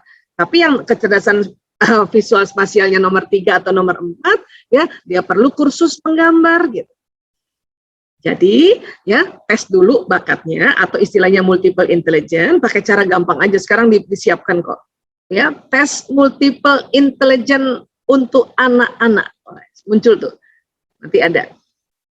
Ya, bisa kita tanyakan anak, bisa juga kita yang mengisinya, kita amati dia, gitu. Ya, nah kalau sudah tahu urut 8 itu nanti berurut ya, 1, 2, 3, 4, 5, 6, 7, 8. Perhatikan di 4 yang di awal atau 5 di awal, itu yang kita upgrade, itu yang kita stimulasi. Dengan ya memberikan tutorial kah, atau memberikan kursus kah, atau menyiapkan peralatan. Ada anak kecerdasan pertamanya interpersonal. Interpersonal itu hubungan dengan orang. Dia nggak suka gambar, dia nggak suka musik, senangnya ngobrol aja sama orang lain. Itu juga bakat, namanya kecerdasan interpersonal. Ya.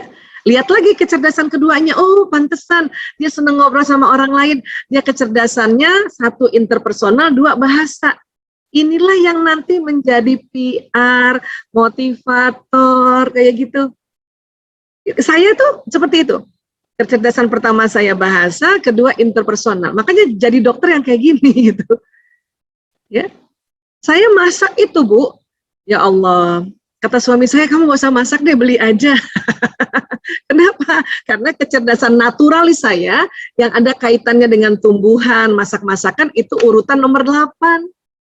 Bisa, tapi nggak cerdas banget karena nomor 8 gitu. Ya, iya. Makanya saya Disuruh masak, mending saya telepon adik saya yang pintar masak, yang kecerdasan naturalisnya nomor 1.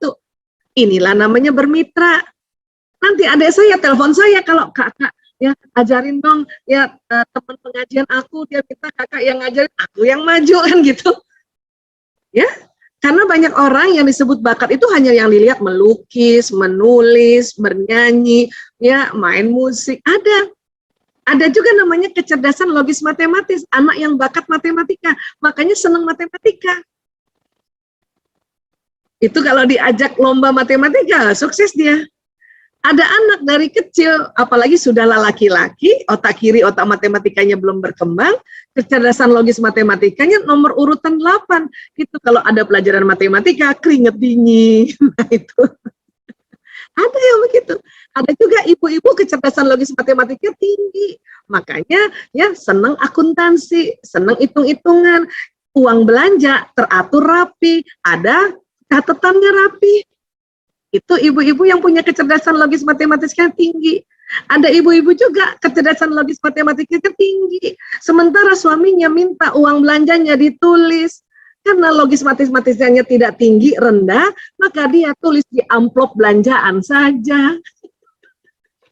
Itu karena ya multiple intelligence. Saya termasuk itu, saya logis matematika saya nomor 7 loh. Makanya kalau pelajaran matematika saya hanya sampai KKM aja udah. Dan itulah sekolahnya pilih kedokteran. Ya, kenapa? Karena kedokteran pelajaran matematikanya itu ya tidak terlalu banyak dibanding anak akuntansi, anak teknik. Ya, kedokteran itu lebih banyak interpersonal. Lebih tinggi interpersonal. Ada juga yang kecerdasan naturalis tinggi. Makanya ada juga dokter-dokter yang senang ngomong, ada yang tidak senang ngomong. Itu semua karena bakat juga. Ya. Jadi sekali lagi, monggo cari tahu bagaimana tesnya, cari yang gampang aja. Ya, bila bingung berlanjut, hubungi psikolog. Oke? Nah, kayak gitu kurang lebih. Ya. Baik, terima kasih. Terima kasih Bu Dokter. Nah, bila berlanjut silakan hubungi yang psikolog atau psikiater. Psikolog aja ya. Kalau psikiater biasanya pakai obat kalau psikiater. Kalau psikolog kan dia pendekatannya sosial behavior ya. Iya.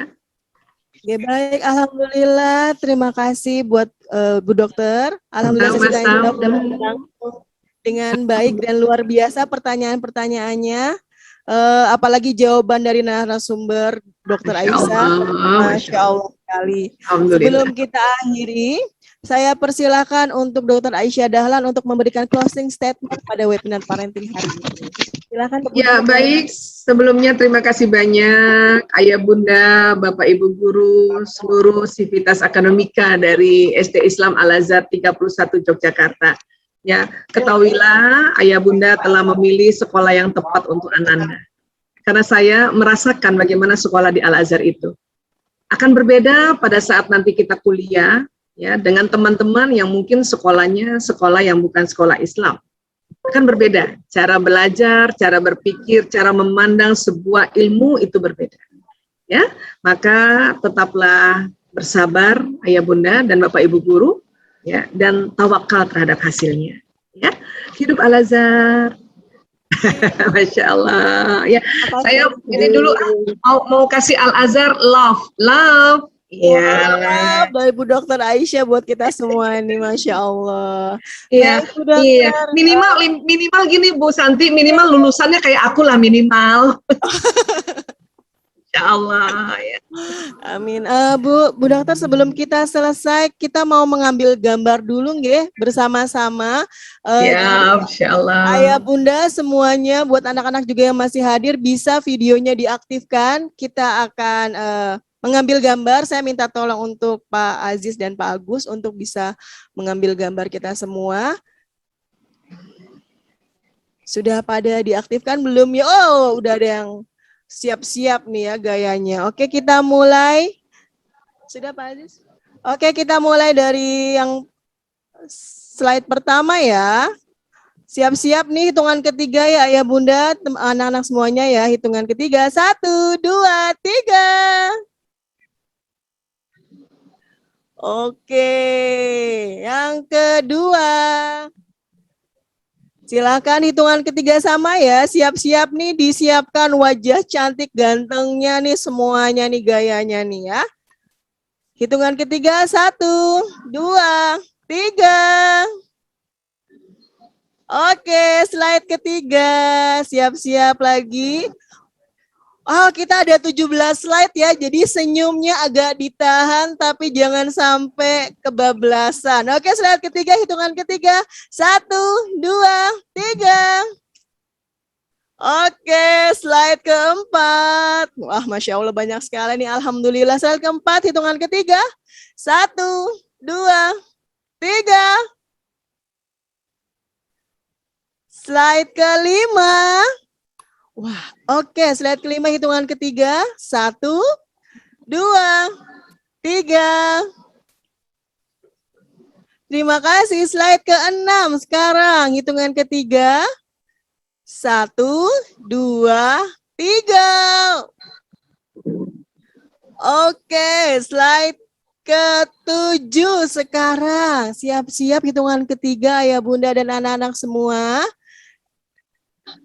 Sudah? Oke, terima kasih banyak Ayah Bunda dan anak semua. Terima kasih kami ucapkan kepada Ibu Dr. Aisyah Dahlan yang telah berbagi ilmu yang luar biasa bagaimana menjadi orang tua tangguh dan juga di sini tambahan menjadi anak yang tangguh di masa pandemi. Betul. Boleh saya minta tepuk tangan yang meriah untuk Bu Dr. Aisyah. Alhamdulillah. Jazakumullah khairan katsiran. Hidup anak-anak. Bu Dokter, amin, alhamdulillah, amin, amin, robbal alamin. Dan terima kasih juga kepada Bapak, Ibu, dan anak-anak peserta webinar parenting yang begitu antusias menyimak dan bertanya. Aplaus oh juga ada dari Malaysia, Masya Allah, tepuk tangan aplaus yang meriah buat kita Ya, semua. teman-teman di Malaysia. Oh, Bunda Aisyul Haq.